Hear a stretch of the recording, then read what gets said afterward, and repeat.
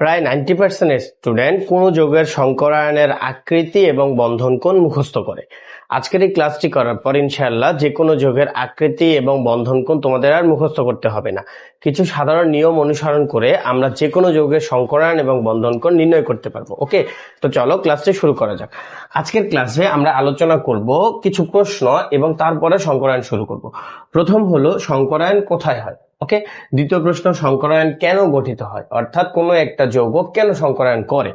তারপরে কোন ধরনের বন্ধন গঠন করে যদি কোনো যৌগের মধ্যে সংকরায়ন হয়। তারপরে আমরা একটি নির্দিষ্ট সূত্র ফলো করব, যে সূত্র ফলো করে মিথেন, অ্যামোনিয়া, পানি, carbon dioxide, sulphur trioxide, sulphur dioxide, phosphorus pentachloride, sulphur hexachloride, iodine heptafluoride, xenon difluoride, xenon tetrafluoride, xenon hexafluoride ইত্যাদি আরো অনেক যৌগের সংকরায়ন নির্ণয় করব। ওকে, এবং তারপরে আমরা এই প্রত্যেকটা যৌগ সহ বন্ধন কোণ নির্ণয় শিখবো একটি সাধারণ রুলস অনুসারে, এবং তারপরে আমরা প্রত্যেকটা যৌগের আকৃতি বের করা শিখবো।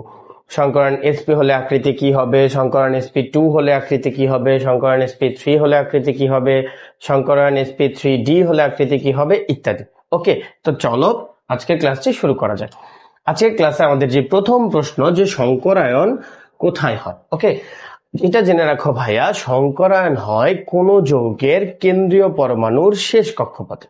ওকে, যে কোনো যৌগের কেন্দ্রীয় পরমাণুর শেষ কক্ষপথে। আমরা যদি এই যে মিথেনের কথা চিন্তা করি, তাহলে মিথেনের কেন্দ্রীয় পরমাণুকে কার্বন, তাহলে সংকরায়ন কোথায় হবে? সংকরায়ন হবে মিথেনের কার্বন পরমাণুর সর্বশেষ কক্ষপথে। ওকে, যদি অ্যামোনিয়ার কথা চিন্তা করি, তাহলে অ্যামোনিয়ার কেন্দ্রীয় পরমাণুকে, অ্যামোনিয়ার কেন্দ্রীয় পরমাণু হলো নাইট্রোজেন, অর্থাৎ অ্যামোনিয়ার সংকরায়ন হবে নাইট্রোজেনের সর্বশেষ কক্ষপথে। ওকে, আচ্ছা, কোথায় হয় কেন, এখন আমরা দেখব সংকরায়ন কেন হয়। সংকরায়ন অ্যাকচুয়ালি গঠন করার দরকারটা কি। সংকরায়ন গঠিত হয় এই কেন্দ্রীয় পরমাণুর শেষ কক্ষপথে সমশক্তির অরবিটাল গঠন করার জন্য। দেখো, কার্বনের সর্বশেষ কক্ষপথটি কি? পি। হাইড্রোজেনের সর্বশেষ কক্ষপথটি কি? এস। তাহলে এস আর পি এর শক্তি কি সমান? না, পি এর শক্তি সমান। কিন্তু যখন সংকরায়ন গঠিত হবে, তখন এই যে কার্বনের সর্বশেষ কক্ষপথের যে অরবিটাল গুলো এবং হাইড্রোজেনের সর্বশেষ কক্ষপথের যে অরবিটাল গুলো যুক্ত হবে, তারা সমশক্তির অরবিটাল গঠন করবে। ওকে, তাহলে সংকরায়ন কেন হয় এটা গেল। এখন আসি কোন ধরনের বন্ধন সংকরায়ন গঠন করে। কোন যৌগের মধ্যে যদি সংকরায়ন হয়, তাহলে তারা সর্বদা সিগমা বন্ধন গঠন করবে। তারা সর্বদা সিগমা বন্ধন গঠন করবে, কখনো পাই বন্ধন গঠন করবে না। তাহলে বলা যায় না সংকরায়ন কখনো পাই বন্ধন গঠন করে না, সর্বদা সিগমা বন্ধন গঠন করে। ওকে, এবং তারপরে 3 নাম্বারটা গেলে এখন আমরা দেখবো 4 নাম্বার, অর্থাৎ আমরা সূত্র অ্যাপ্লাই করব, যেই সূত্রের মাধ্যমে এই যৌগগুলো সহ কিছু এক্সেপশন ব্যতীত বাকি সকল যৌগের সংকরায়ন বের করা যায়। সূত্রটা কি? সূত্রটা হলো H = হাফ অফ কেন্দ্রীয় পরমাণুর শেষ কক্ষপথের ইলেকট্রন সংখ্যা প্লাস একযোজী পরমাণুর সংখ্যা প্লাস অ্যানায়ন মাইনাস ক্যাটায়ন। এই যৌগের মাধ্যমে এই সকল যৌগের সংকরায়ন বের করা যাবে এই সূত্রটি ব্যবহার করে। ওকে, এবং পাশাপাশি সংকরায়ন জানতে হলে আমাদের আরো একটি গুরুত্বপূর্ণ বিষয় জানতে হবে, সেটা হলো কেন্দ্রীয় পরমাণুতে কত জোড়া মুক্ত জোড়া ইলেকট্রন আছে। ওকে, কারণ মুক্ত জোড়ের সংকরায়নে অনেক বেশি এফেক্ট আছে। মুক্ত জোড়ের কারণে বন্ধন কোণ কমে যায়, আকৃতি পরিবর্তিত হয়। সুতরাং সংকরায়ন বুঝতে হলে সংকরায়নের সূত্রের পাশাপাশি আমাদের মুক্ত জোড়ের সূত্রটাও জানতে হবে। তাহলে কোন যৌগের কেন্দ্রীয় পরমাণুতে কতগুলো মুক্ত জোড় ইলেকট্রন আছে সেটি এই সূত্রের মাধ্যমে বের করা যাবে। সূত্রটা হলো কেন্দ্রীয় পরমাণুর শেষ কক্ষপথের ইলেকট্রন সংখ্যা সংকরায়নের মতো বিয়োগ বন্ধন সংখ্যা।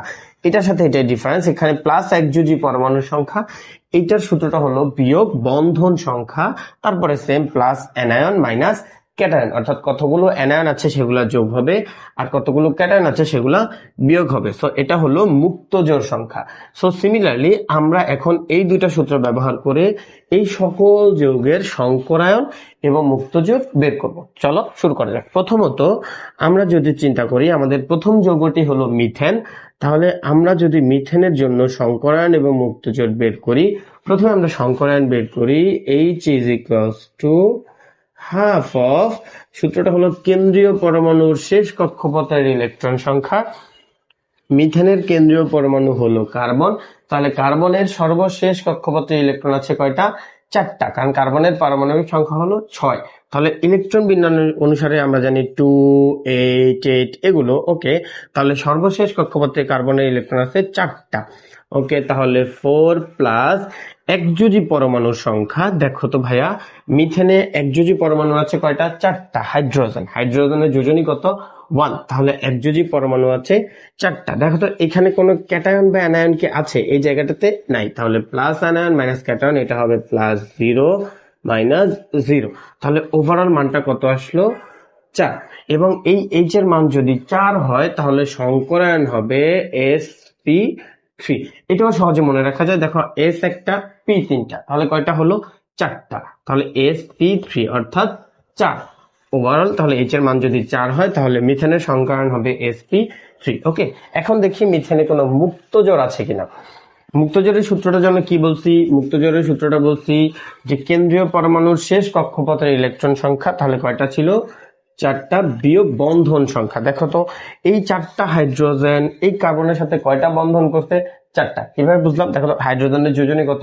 1। তার মানে হাইড্রোজেনের প্রত্যেকটা হাইড্রোজেনের একটা করে হাত আছে, তাহলে 4টা হাইড্রোজেন কার্বনের সাথে 4টা বন্ধন করছে, সুতরাং 4 = 0। তাহলে বলা যায় কি মিথেনে কোনো মুক্তজোড় ইলেকট্রন নাই। ওকে, এটা গেল। তারপরে দেখি অ্যামোনিয়ার ক্ষেত্রে। দেখো তো অ্যামোনিয়ার ক্ষেত্রে কিভাবে বের করা যায়। অ্যামোনিয়াতে H = হাফ অফ কেন্দ্রীয় পরমাণুকে নাইট্রোজেন, তাহলে নাইট্রোজেনের সর্বশেষ কক্ষপথে ইলেকট্রন আছে কয়টা? 5টা, কারণ নাইট্রোজেনের পারমাণবিক সংখ্যা হলো 7।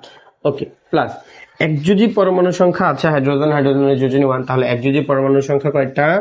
3টা, +0 -0, কারণ অ্যানায়ন এবং ক্যাটায়ন এটাতে অনুপস্থিত। তাহলে কত হলো ভাইয়া? যোগ করলে হবে 4। তাহলে দেখো 4 এর সংকরায়ন কি? sp3। ওকে, তাহলে এর মুক্তজোড়টা বের করি। মুক্তজোড় কি? ওই যে সর্বশেষ কক্ষপথে ইলেকট্রন সংখ্যা বিয়োগ বন্ধন সংখ্যা। হাইড্রোজেন কয়টা বন্ধন করছে? 3টা, তাহলে 3। তাহলে কয়টা হলো? 2টি মুক্তজোড় ইলেকট্রন অথবা একটি মুক্ত জোড়। এটা একটু খেয়াল করবা যে 2টা মুক্তজোড় ইলেকট্রন মিলে একটা মুক্ত জোড় গঠন করে। তাহলে বলা যায় কি অ্যামোনিয়াতে একটি মুক্ত জোড় বা এক জোড়া মুক্তজোড় ইলেকট্রন বিদ্যমান। ওকে, আমরা একটু অ্যানায়ন বা ক্যাটায়নের জন্য চিন্তা করি, যেমন নাইট্রেট আয়ন। ওকে, এটার ক্ষেত্রে যদি চিন্তা করি তাহলে H = হাফ অফ, দেখো তো কেন্দ্রীয় পরমাণুকে নাইট্রোজেন, তাহলে নাইট্রোজেনের শেষ কক্ষপথে ইলেকট্রন কয়টা আছে?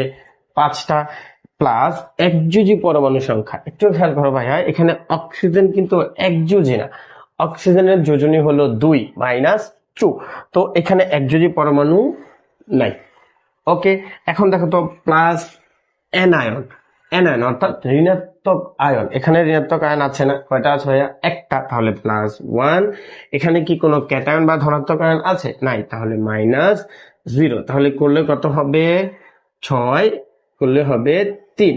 ওকে, 3। তাহলে 3 হলে সংকরায়ন হয় কি? sp2। ওকে, দেখো একটা s এবং 2টা p, অর্থাৎ 3। ওকে, এখন দেখি ভাইয়া এদের মুক্তজোড় ইলেকট্রন অথবা মুক্তজোড় আছে কিনা।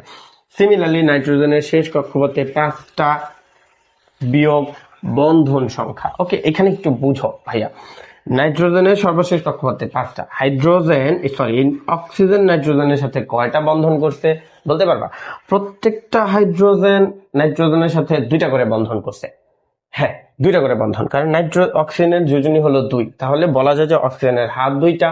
তাহলে 3টা অক্সিজেন নাইট্রোজেনের সাথে কয়টা বন্ধন করছে ভাইয়া? 6টা। ওকে, তাহলে আবার ছিল কি মাইনাস বন্ধন সংখ্যা, প্লাস অ্যানায়ন, অ্যানায়ন আছে কয়টা? একটা, ক্যাটায়ন তো নাই, ক্যাটায়ন 0, তাহলে হবে কত? 0। তার মানে বলা যায় নাইট্রেট আয়নে কোনো মুক্তজোড় ইলেকট্রন নাই। ওকে, সিমিলারলি আমরা পানির ক্ষেত্রে চিন্তা করি। পানির ক্ষেত্রে যদি চিন্তা করি H = হাফ অফ পানির কেন্দ্রীয় পরমাণুকে অক্সিজেন, তাহলে অক্সিজেনের সর্বশেষ কক্ষপথে আছে 6টা, প্লাস একযোজী পরমাণু হাইড্রোজেন আছে কয়টা? আছে 2টা। ওকে, +0 -0, তাহলে কত হলো? 4। বলা যায় পানির সংকরায়ন হলো sp3। ওকে, এখন দেখি পানিতে কয়টা মুক্তজোড় আছে। পানির কেন্দ্রীয় পরমাণু অক্সিজেন, সর্বশেষ কক্ষপথে 6টা বিয়োগ বন্ধন সংখ্যা 2টা হাইড্রোজেন, প্রত্যেকটা হাইড্রোজেন একটা করে বন্ধন করছে, তাহলে এর বন্ধন কয়টা? 2টা, তাহলে কয়টা হলো? 4, তাহলে বলা যায় পানিতে 4টি মুক্ত জোর ইলেকট্রন অথবা 2টি মুক্ত জোর আছে। ওকে, পাশাপাশি আমরা একটু কার্বন ডাই অক্সাইডের জন্য চিন্তা করি ভাইয়া। কার্বন ডাই অক্সাইড, হাইড্রোজেন না, H is equals to half of, দেখো তো কেন্দ্রীয় পরমাণুকে কার্বনের শেষ কক্ষপথে ইলেকট্রন আছে কয়টা? 4টা, প্লাস একযোজী পরমাণু, এখানে অক্সিজেনের যোজনী কিন্তু ভাইয়া 2, তাহলে একযোজী পরমাণু 9 plus anion minus cation is equals two 2। তাহলে কার্বন ডাই অক্সাইডের সংকরায়ন কি? কার্বন ডাই অক্সাইডের সংকরায়ন হলো sp, অর্থাৎ দেখো তো 2s এবং p। ওকে, তাহলে দেখি মুক্তজোর আছে কিনা। কার্বনের শেষ কক্ষপথে 4টা বিয়োগ বন্ধন, দেখো অক্সিজেনের প্রত্যেকটা কয়টা করে বন্ধন করে? 2টা, তাহলে 2 দুগুণে 4, 4টা বন্ধন করছে, অর্থাৎ কার্বন ডাই অক্সাইডে কোনো মুক্তজোর ইলেকট্রন নাই। ওকে, তাহলে মিথেন গেল, অ্যামোনিয়া গেল, পানি, কার্বন ডাই অক্সাইড গেল। আমরা এখন আরেকটু বড়গুলো চিন্তা করি, এগুলো একটু মুছে দিই, তোমরা স্ক্রিনশট দিয়ে নিতে পারো।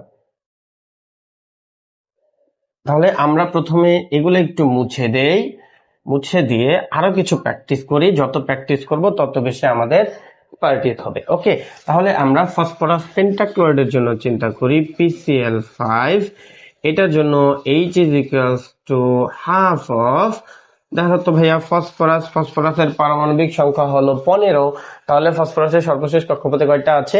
5টা, কারণ 2 8 8, তাহলে 5টা প্লাস একযোজী ক্লোরিনের যোজনী কিন্তু -1, অর্থাৎ একযোজী পরমাণু কয়টা আছে? 5টা, প্লাস 0 মাইনাস 0, তাহলে কত হলো? 5। ওকে, তাহলে ওভারঅল 5 হলো। তাহলে 5 হলে সংকরায়ন কি হবে ভাইয়া? sp3d। খেয়াল করে যোগ করলে 5টাই হবে, একটা s 3টা p, তো 4টা আর 1টা d, কয়টা হলো? 5টা। ওকে, তাহলে মুক্তজোড়ও বের করে ফেলি, যেহেতু আমাদের মুক্তজোড় লাগবে। ফসফরাসের সর্বশেষ কক্ষপথে আছে 5টা এবং 5টা ক্লোরাইডের সাথে ও 5টাই বন্ধন করছে, এই যে 5টা বন্ধন, তাহলে মুক্তজোড় নাই। ওকে, তাহলে সালফার হেক্সাফ্লোরাইডের জন্য চিন্তা করি। সালফার হেক্সাফ্লোরাইডের জন্য যদি বলি, তাহলে H is equals to half of, সালফারের পারমাণবিক সংখ্যা হলো 16, এখানে সালফার কেন্দ্রীয় পরমাণু, তাহলে শেষে কয়টা আছে?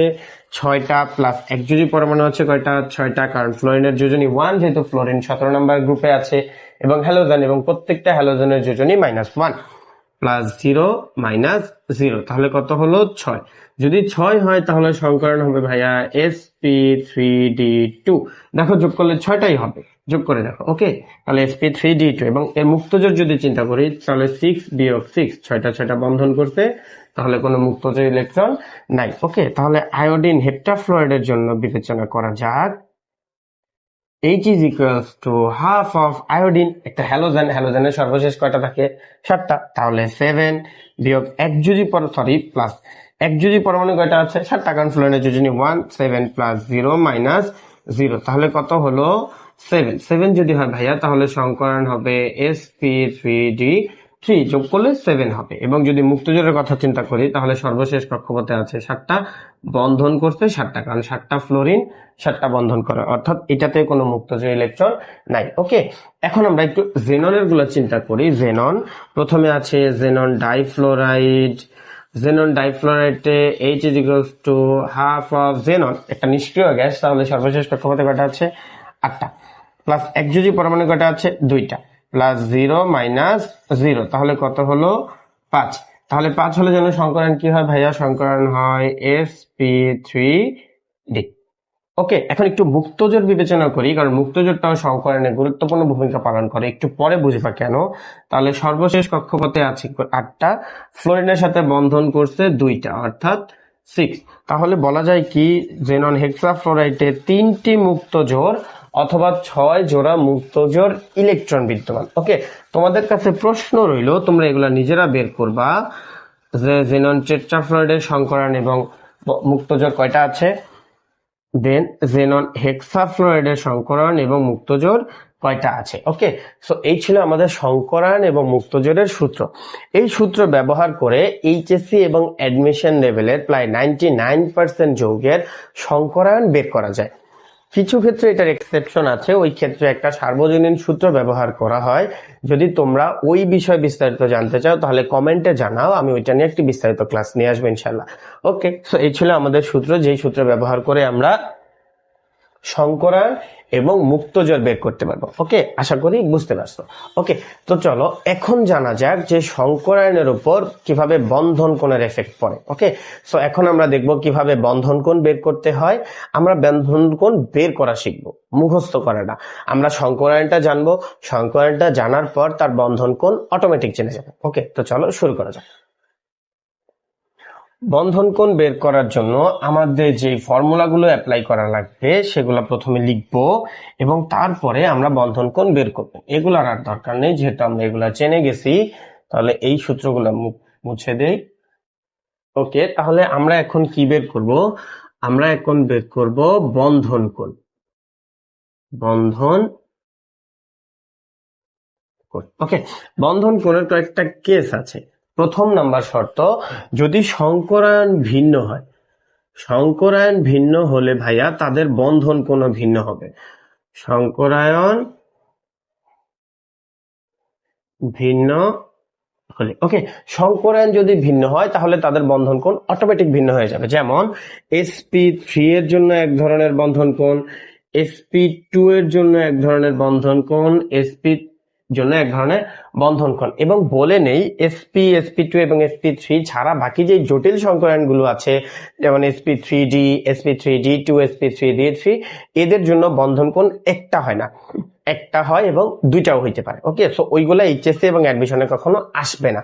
তারপরে যদিও আসতে পারে তাহলে অ্যাডমিশনের একটা ক্লাস নেবে, আমি ওইখানে ওইগুলো নিয়ে বিস্তারিত আলোচনা করবো।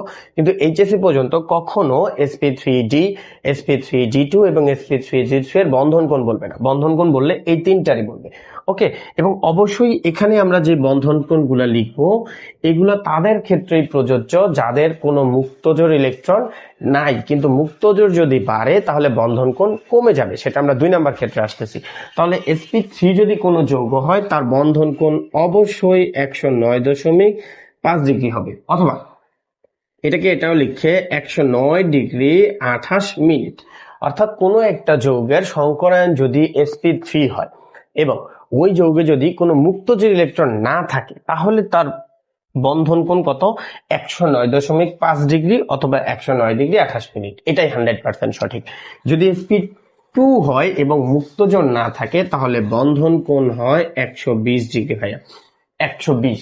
এটা ফিক্সড যদি সংকরায়ন sp2 এবং মুক্তজোড় থাকতে পারবে না। ওকে, যদি sp হয় তাহলে বন্ধন কোণ হবে 180।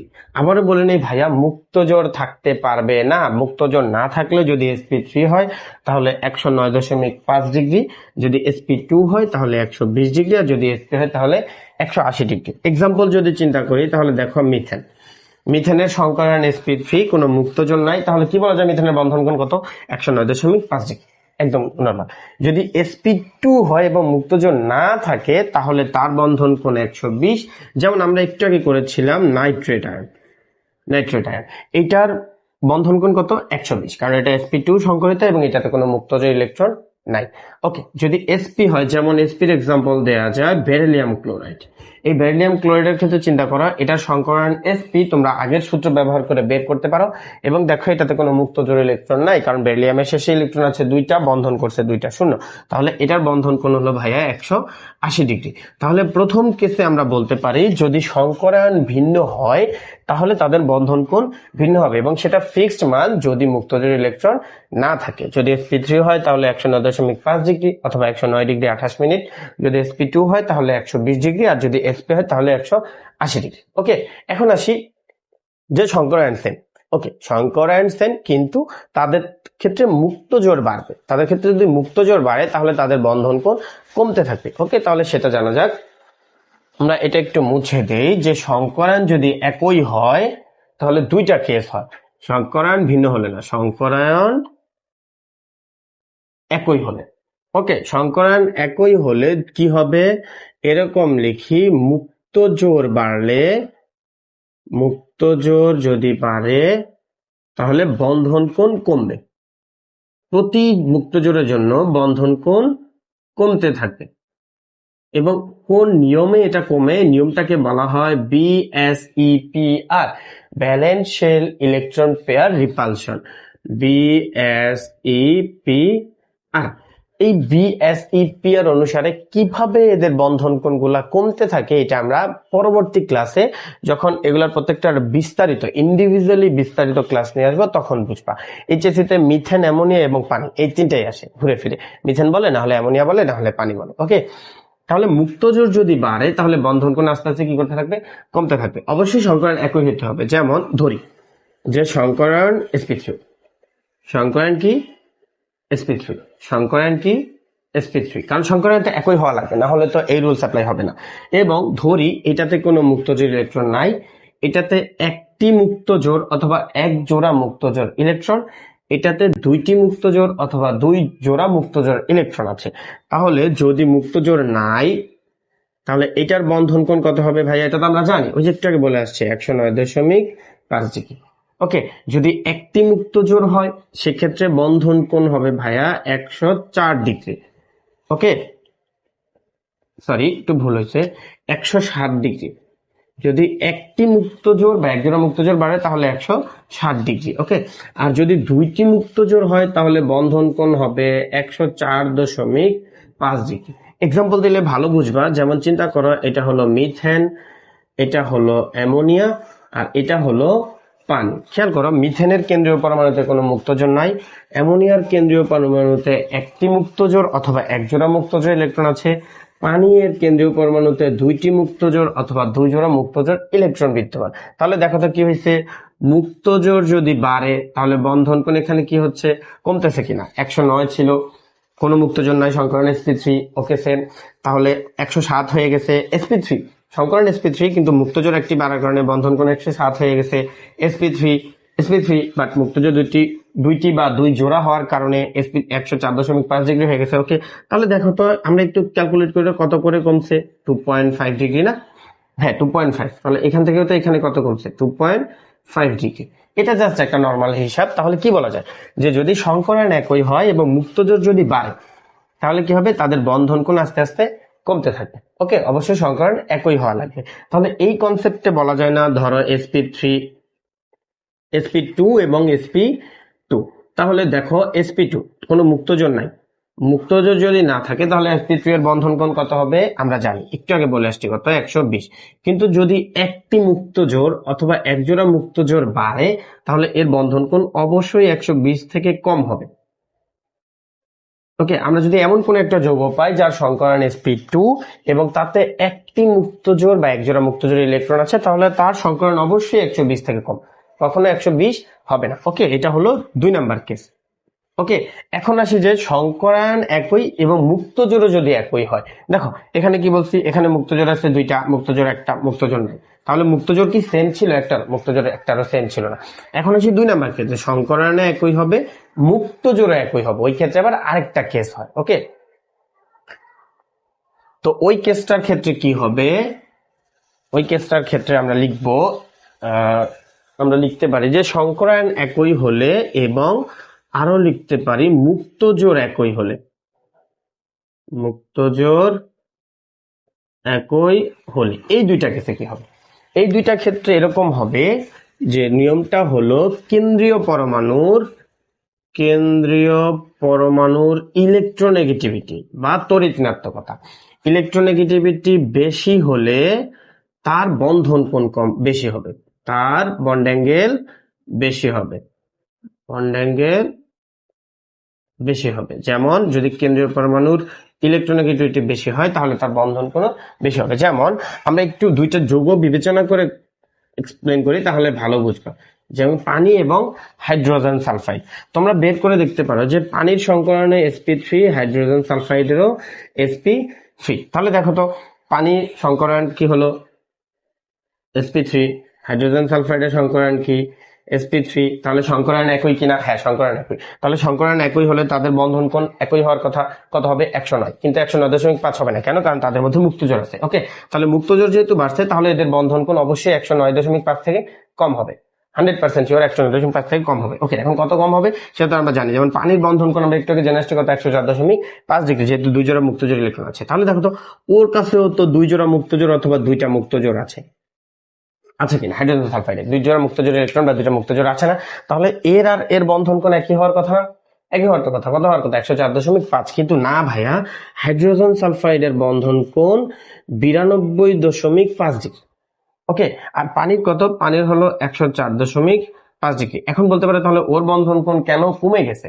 দেখো তো, এই দুইজনের মধ্যে মুক্তজোড় সেম, একই, সংকরায়ন একই, তাহলে দেখতে হবে কি কার কেন্দ্রীয় পরমাণুর ইলেকট্রোনেগেটিভিটির মান বেশি। তাহলে কার, দেখো অক্সিজেনের ইলেকট্রোনেগেটিভিটির মান হলো 3.5 আর সালফারের 2.5। তাহলে দেখো তো, অক্সিজেনের যেহেতু ইলেকট্রোনেগেটিভিটির মান বেশি, তাই পানি এর বন্ধন কোণ বেশি হবে, হাইড্রোজেন সালফাইডের বন্ধন কোণ কম হবে। ওকে, এখন এইটা তো গেল হলো যে কেন্দ্রীয় পরমাণু। ধরো এখন যদি পাই কেন্দ্রীয় পরমাণু একরকম, যেমন চিন্তা করো তো, আমরা এখানে লিখি যেমন অ্যামোনিয়া এবং ফসফিন।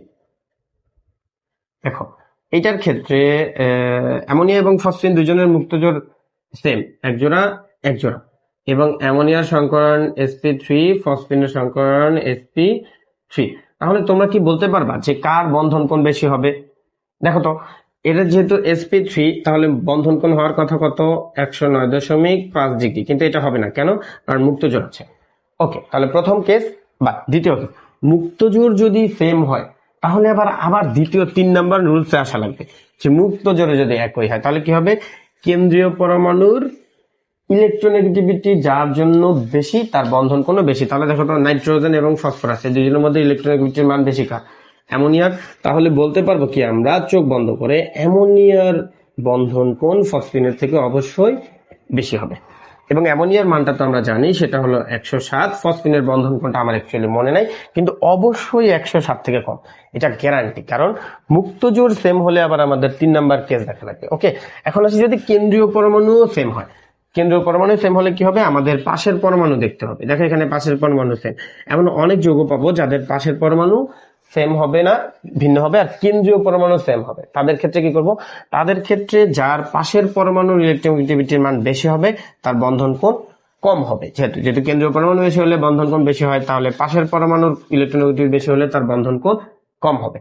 ওকে, এমন যদি আমরা পরবর্তীতে এক্সপ্লেনেশনে পাই তাহলে আমরা বের করতে পারবো। তাহলে দেখো তো, বন্ধন কোণ কি মুখস্থ করা লাগলো? মুখস্থ করা লাগলো না। কিভাবে, যদি সংকরায়ন একই হয় তাহলে তাদের বন্ধন কোণ একই হবে যদি মুক্তজোড় ইলেকট্রন না থাকে। যদি সংকরণ sp3 হয় তাহলে বন্ধন কোণ 109.5। ওকে, মুক্তজোড় থাকা লাগবে না। কিন্তু যদি সংকরায়ন একই হয় কিন্তু মুক্তজোড় আস্তে আস্তে বাড়তে থাকে তাহলে বন্ধন কোণ আস্তে আস্তে কমতে থাকবে। সংকরায়ন একটি মুক্তজোড় বা একজোড়া মুক্তজোড় ইলেকট্রন আছে, তাহলে বন্ধন কোণ 109.5 থেকে অবশ্যই কম হবে। ওকে, এবং আমরা জানি সেটা 107 হয়েছে অ্যামোনিয়ার ক্ষেত্রে। যদি দুইটা মুক্তজোড় বা দুই জোড়া মুক্তজোড় ইলেকট্রন থাকে তাহলে আরো কম হবে। ওকে, এখন আসি সংকরণের সেম, মুক্তজোড়ের সেম। ওই ক্ষেত্রে দেখতে হবে কি কেন্দ্রীয় পরমাণুর ইলেকট্রোনেগেটিভিটি। যদি কেন্দ্রীয় পরমাণুর ইলেকট্রোনেগেটিভিটির মান বেশি হয় তাহলে তার বন্ধন কোণ বেশি হবে।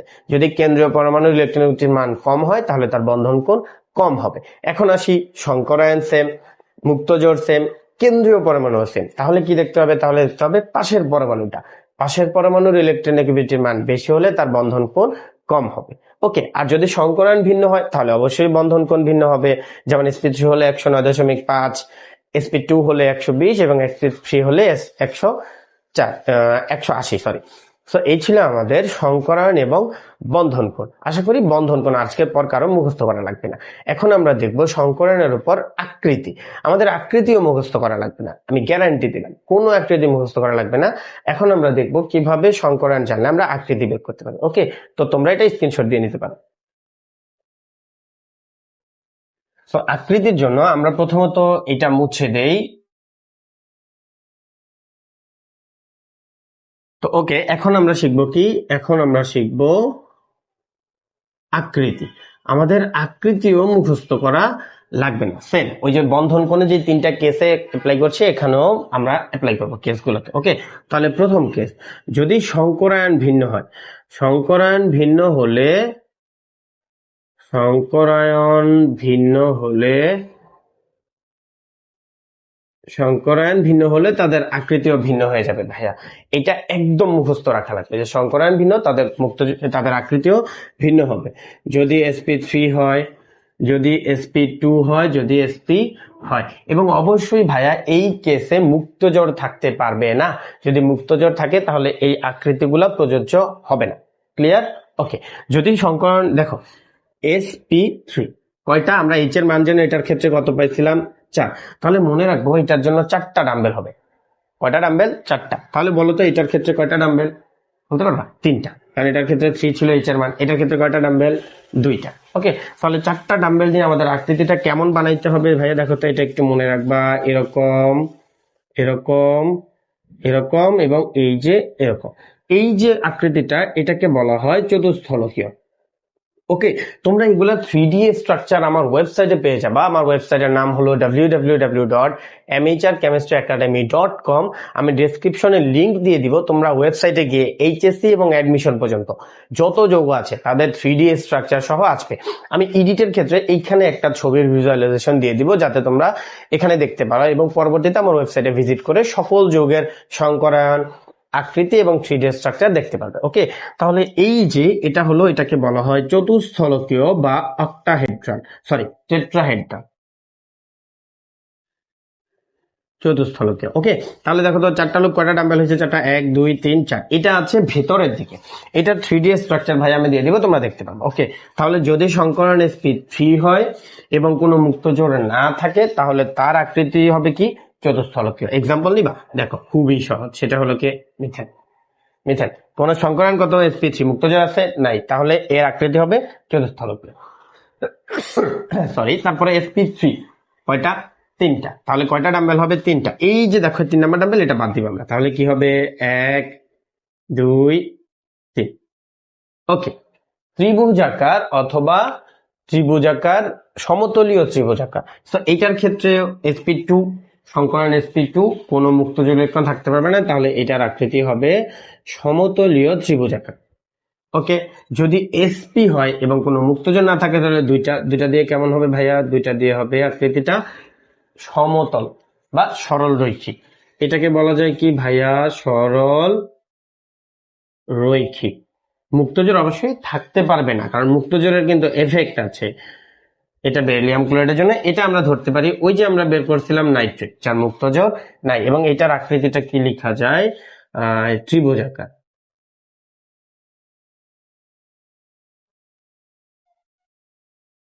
ত্রিভুজাকার। ওকে, তাহলে দেখো তো যদি সংকরায়ন ভিন্ন হয় এবং মুক্তজোড় না থাকে, আমরা এইভাবে লিখতে দিব, এখানে লিখে দেই মুক্তজোড় নাই।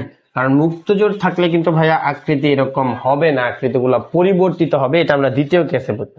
তো বুঝতে পারছো, যদি সংকরণ sp3 হয়, sp2 হয়, sp হয়, কোনো মুক্তজোড় না থাকে, তাহলে আকৃতি চতুস্থলকীয়, আকৃতি ত্রিভুজাকার, আকৃতি সরলরৈখিক। ওকে, এবং আমরা একটু এটার বন্ধন কোণ দেখছিলাম না কত? 109.5। এটার বন্ধন কোণ দেখছিলাম কি? 120। এটার বন্ধন কোণ দেখছিলাম 180। ওকে, তাহলে এই ছিল আমাদের সংকরায়ন ভিন্ন হলে, মুক্তজোড় না থাকলে আকৃতি।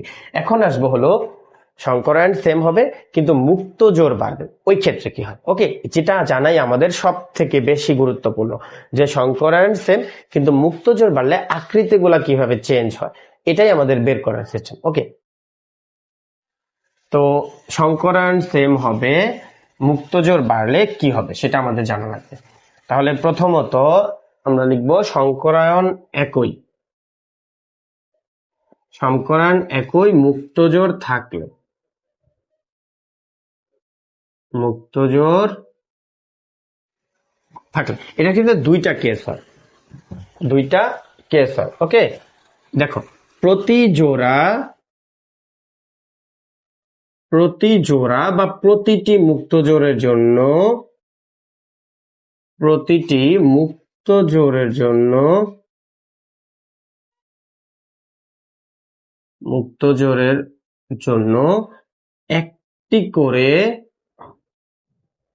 একটি করে ডাম্বেল কমে যাবে, ডাম্বেল কমে যাবে। ওই যে আমরা বলেছিলাম কি, যে সংকরায়ন যদি sp3 হয় তাহলে ডাম্বেল হবে কয়টা ভাইয়া? 4টা। যদি সংকরায়ন sp2 হয় তাহলে ডাম্বেল হবে কয়টা? 3টা। তাহলে প্রতি জোড়া বা প্রতিটি মুক্ত জোড়ের জন্য একটি করে ডাম্বেল কমে যাবে। এবং 2 নাম্বার কেস, এটা এক্সেপশন ক্ষেত্রে, ডাম্বেল কমার পরে, ডাম্বেল কমার পরে মাতৃযৌগে, এটা ভাইয়া একটু পরে বুঝবা, মাতৃযৌগে বিজোড় ডাম্বেল থাকলে বিজোড় ডাম্বেল থাকলে একটি ডাম্বেল নিচে চলে আসে, একটি ডাম্বেল নিচে আসবে। এইটা আমরা যখন এক্সপ্লেন করব তখন বুঝাই দিব যে প্রথমত প্রতি জোড়া মুক্ত জোড়ার জন্য একটি করে ডাম্বেল কি হবে, আস্তে আস্তে কমে যাবে, এবং ডাম্বেল কমার পরে মাতৃযোগে যদি বিজোড় ডাম্বেল থাকে তাহলে একটি করে ডাম্বেল নিচে আসবে। এটা আমি একটু পরে বুঝাই দিচ্ছি। ওকে, সো এই দুইটা স্ক্রিনশট দিয়ে রাখো, আমি এগুলো মুছে দিব। তারপরে প্রত্যেকটা সংকরায়ন সেম, এবং মুক্ত জোড় যদি বাড়ে তাহলে আকৃতিটা কি হবে সেটা নিয়ে বিস্তারিত এক্সপ্লেন করবো। ওকে, তো আমরা এটা মুছে দেই, আমরা সিরিয়াল মেনটেন করে পড়বো।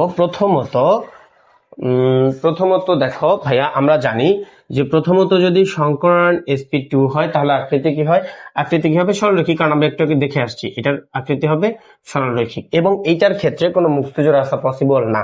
ওকে, দেখো sp2 মুক্তজোড় নাই, কোনো মুক্তজোড় যদি না থাকে তাহলে আকৃতিটা কি হবে, একটু আগে বলে আসছি, আকৃতিটা কি হবে, ত্রিভুজাকার। ওকে, এখন যদি দেখো যে sp2 একটা মুক্তজোড় বাড়ছে, এই কেস এখন এখানে লিখতে পারি একটি মুক্তজোড়, একটি মুক্তজোড়। এখন খেয়াল করো তো এখানে ডাম্বেল কয়টা, তিনটা। যদি একটি মুক্তজোড় বাড়ে তাহলে কি হবে, প্রত্যেকটা মুক্তজোড় একটা করে ডাম্বেল খুলে যাবে। তাহলে এই যে ডাম্বেলটা, এই যে 3 নাম্বার ডাম্বেলটা, এটাকে আমরা খুলে দিব। ওকে, তাহলে আকৃতিটা কি হবে, দেখো তো আকৃতিটা হবে ভাইয়া সরলরৈখিক। ওকে, এখন খেয়াল করো যদি sp3 হয়, তাহলে তো আমরা জানি যদি মুক্তজোড় না থাকে, যেমন আমরা একটু এক্সাম্পল চিন্তা করি, মিথেন, কোনো মুক্তজোড় ইলেকট্রন নাই, সংকরণ sp3, তাহলে আকৃতিটা কি হবে, আকৃতিটা হবে ভাইয়া চতুস্থলকীয়। ওকে, চতুস্থলকীয়, মুক্তজোড় নাই। এখন যদি একটি মুক্তজোড় বাড়ে, এক্সাম্পল নিবা, দেখো অ্যামোনিয়া sp3 এবং একটি মুক্তজোড় বাড়ছে, তাহলে কি হবে, আমাদের এটা থেকে একটা লুপকে আমাদের বা একটা ডাম্বেলকে আমাদের খুলে দিতে হবে। কয়টা ডাম্বেল আছে, 4টা, তাহলে ডাম্বেল দিব কয়টা, 3টা। এই ক্ষেত্রে অ্যামোনিয়ার আকৃতি হবে ত্রিভুজাকার পিরামিড। দেখো 3টা হয়েছে। সংকরায়ন sp3 তাহলে মুক্ত হওয়ার কথা ছিল কি চতুস্থলকীয়, কিন্তু যেহেতু মুক্তজোড় বাড়ছে এই জন্য এর আকৃতি কি হয়েছে, আকৃতি একটা ডাম্বেল কমে, এটাকে বলা হয় ত্রিকোণাকার পিরামিড। ত্রিকোণাকার পিরামিড।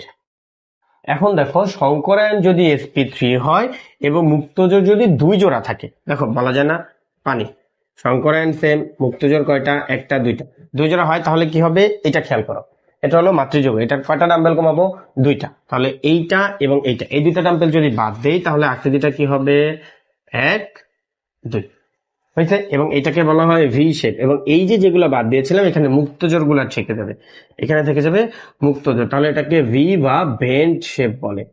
তাহলে দেখো তো যদি 2 জোড়া মুক্তজোড় থাকে, 2 জোড়া মুক্তজোড় থাকে তাহলে কি হবে, 2টা লুপ খুলে যাবে, আর 2টা লুপ খুলে আকৃতি কি হলো, ভি শেপ। তাহলে বুঝতে পারছো তো, দেখো এই 3টাই হলো সব থেকে গুরুত্বপূর্ণ, যে 3টা সব থেকে বেশি আসে। যদি সংকরণ sp হয় তাহলে আকৃতি সরলরৈখিক, যদি সংকরণ sp3 হয় আকৃতি হবে ত্রিকোণাকার বা ত্রিভুজাকার। কিন্তু যদি একটি মুক্তজোড় চলে আসে এমন কোন যৌগে তাহলে তার আকৃতি হবে সরলরৈখিক, কারণ একটা ডাম্বেল খুলে যাবে। sp3 হয় আকৃতি কি চতুস্থলকীয়, 4টা লুপ দিয়ে, কিন্তু sp3 যদি একটি মুক্তজোড় আসে তাহলে আকৃতি কি হবে, আকৃতি হবে ত্রিকোণাকার পিরামিড, কারণ একটা লুপ খুলে যাবে। যেমন দেখো অ্যামোনিয়া সংকরণ sp3 এবং একটি মুক্তজোড় থাকার কারণে আকৃতিটা হচ্ছে ত্রিকোণাকার পিরামিড।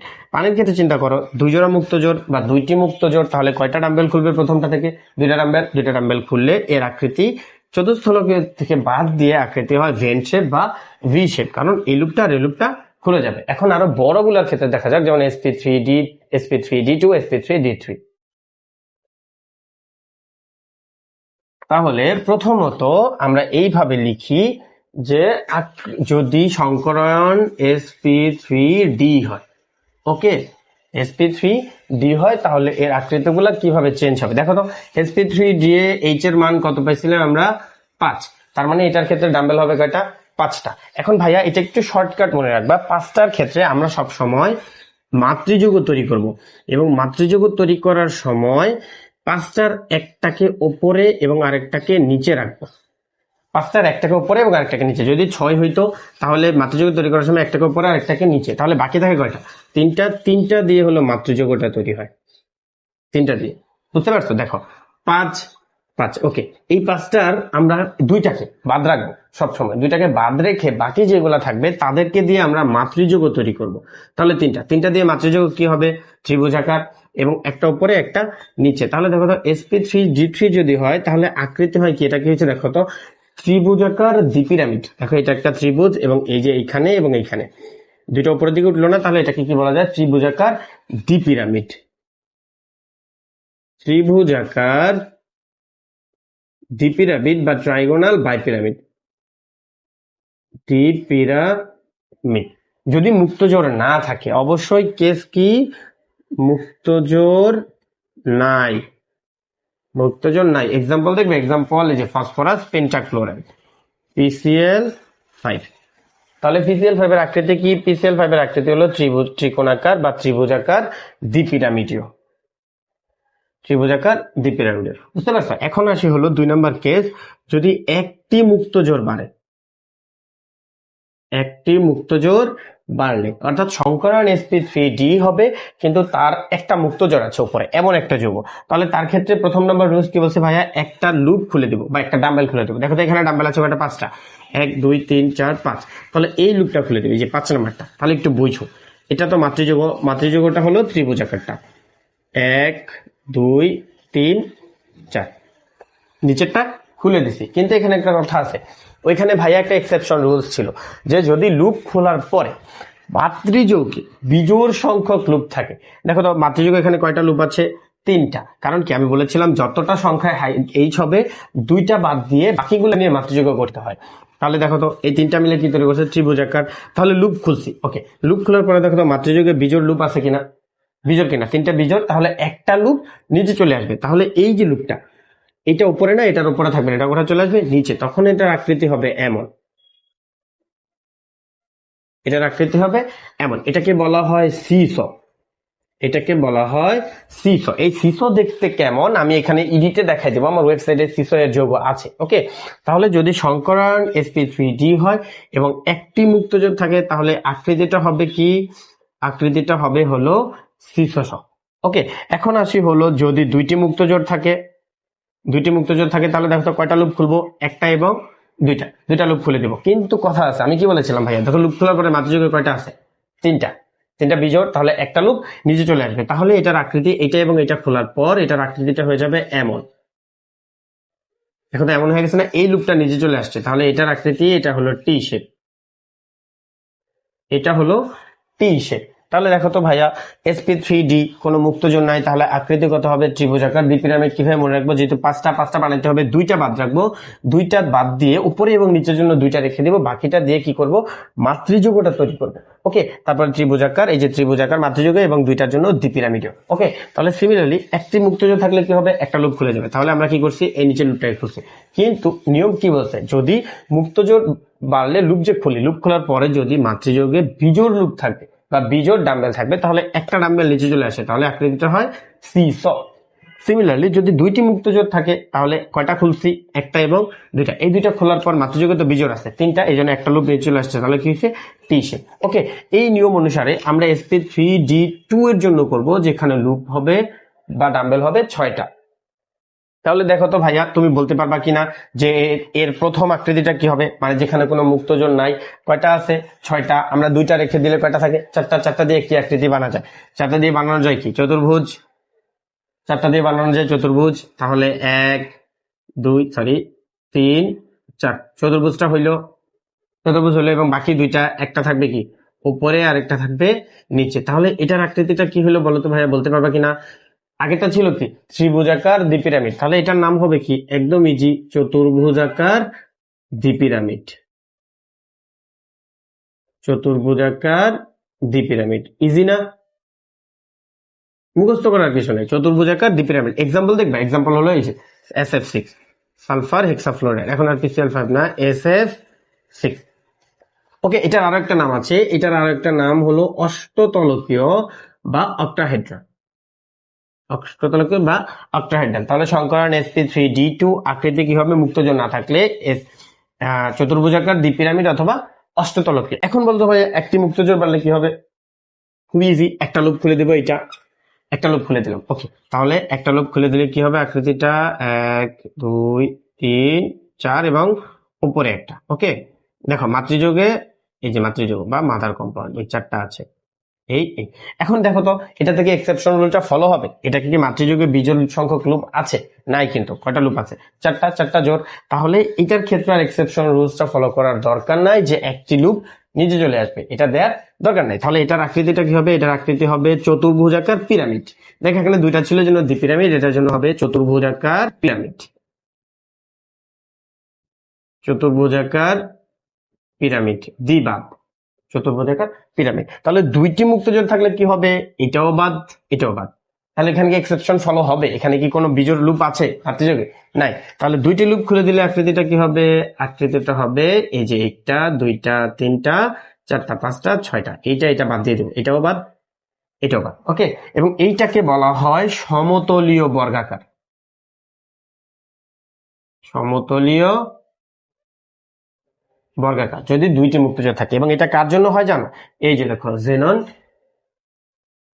টেট্রাফ্লোরাইড, এটা সংকরায়ন sp3d2 এবং জেনন টেট্রাফ্লোরাইডে দুই জোড়া মুক্তজোড় আছে। তাহলে দেখো তো sp3d2 সংকরায়ন হওয়ার কথা চতুর্ভুজাকার দ্বিপিরামিড বা অষ্টতলীয়, কিন্তু দুইটি মুক্তজোড় থাকার কারণে দুইটা লুপ খুলে গেছে, হয়েছে কি সমতলীয় বর্গাকার। ওকে, আর একটা সংকরায়ন বাকি, সেটা হলো sp3d3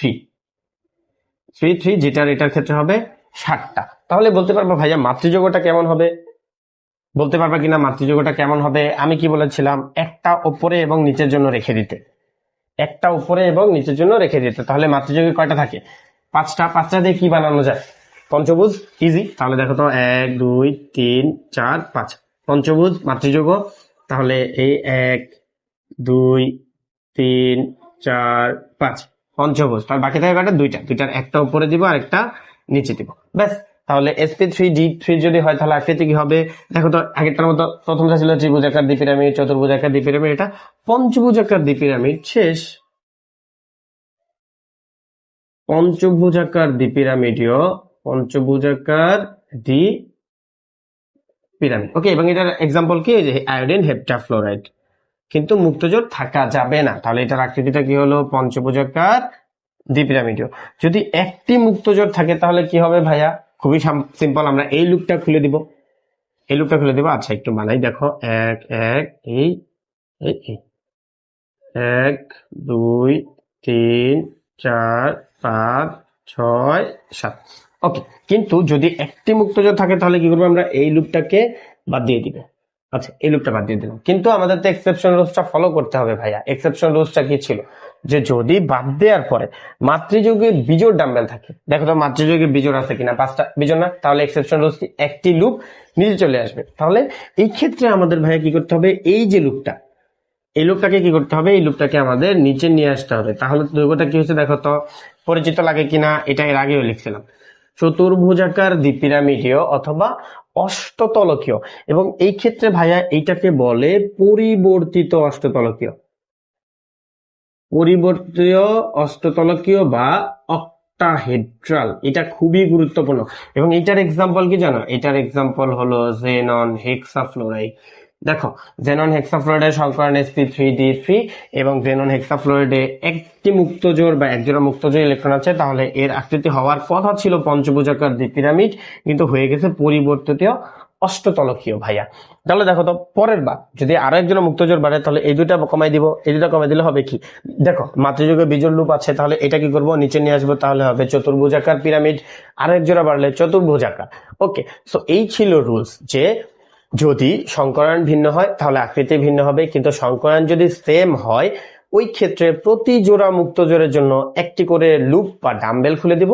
কিন্তু ডাম্বেল খোলার পরে যদি মাতৃযোগে বিজোড় লুপ থাকে তাহলে একটি লুপকে আমরা নিচে নিয়ে আসবো। ওকে, সো এই ছিল আমাদের সংকরায়ন। আমরা কোথায় হয়, কেন হয়, কোন ধরনের বন্ধন গঠন করে, সূত্র এবং বন্ধনকেন এবং আকৃতি আলোচনা করলাম। পরবর্তী ক্লাসে আমরা এই প্রত্যেকটার জন্য ধরে ধরে বন্ধন কোণ বের করব, সংকরায়ন বের করব এবং আকৃতি বের করব, এবং এইচএসসি তে কিভাবে অ্যান্সার করা লাগবে সেটা নিয়ে দেখাই দেবো। ওকে, তো আজকের মতো এই পর্যন্তই। আল্লাহ হাফেজ। আমার ভিডিওটি ভালো লাগলে সাবস্ক্রাইব করতে পারো।